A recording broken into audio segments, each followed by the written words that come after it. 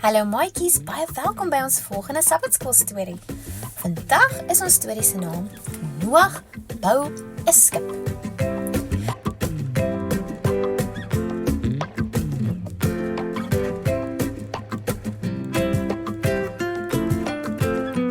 Die geheelteksvers kom uit Psalm 143 vers 10.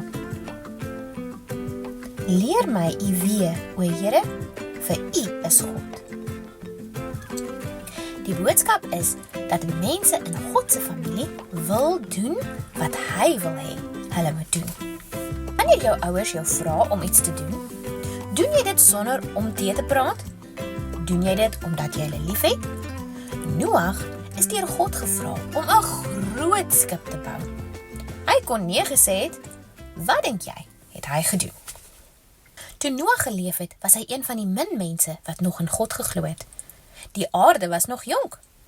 Slegs 10 generasies het verbygegaan sedert die skepping van die wêreld. Maar die mense het so boos geraak dat God besluit het dat hy weer sou begin. Net een familie van mense was op die aarde oor wat die Here liefgehad het. Deur daai familie sou God die mensdom red. Daai familie het Noag, sy vrou, hulle 3 seuns en hulle vrouens ingesluit.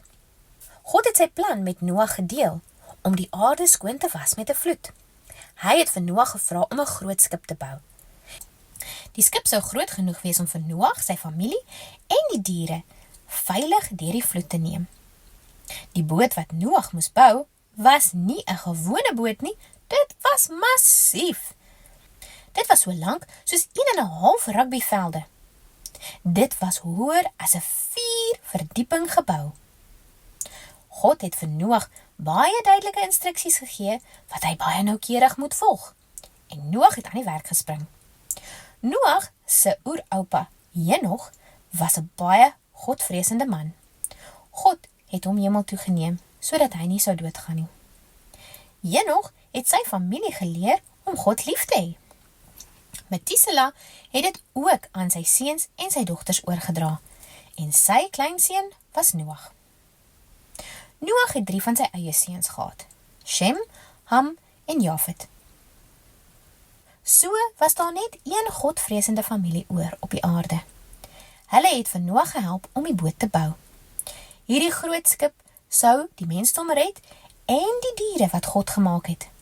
Wat 'n groot verantwoordelikheid! Noag en sy seuns, sy ooms en sy oupa was almal net mens.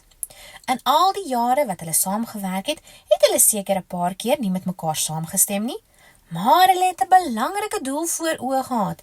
Hulle het 'n groot projek gehad om klaar te maak. Hulle het saamgewerk om God se plan te volg.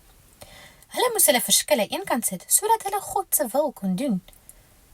Voordat die boot klaar was, het God Henog hemel toe geneem. En Noag se ander familielede het afgesterf. Slegs Noag en sy familie was oor. Dalk sal God jou nie vra om 'n groot boot te bou nie, en miskien sal jy nie gevra word om die hele wêreld te red van 'n vloed nie. Maar God wil nog steeds hê dat jy moet doen wat hy vra. Hy wil nog steeds hê dat jy moet saamwerk om sy wil te doen. Hy mag jou vra om 'n werkie te doen wat spanwerk benodig. Jy het ook nodig om te weet hoe om saam te werk. Dit is deel van God se plan vir ons lewens. Ons moet met ander oor die weg kan kom, al stem ons nie altyd saam nie. Ons moet onthou dat om te luister en saam te werk is vir God baie belangrik. Dit was baie belangrik vir Noag en sy familie en dit is net so belangrik vir ons vandag.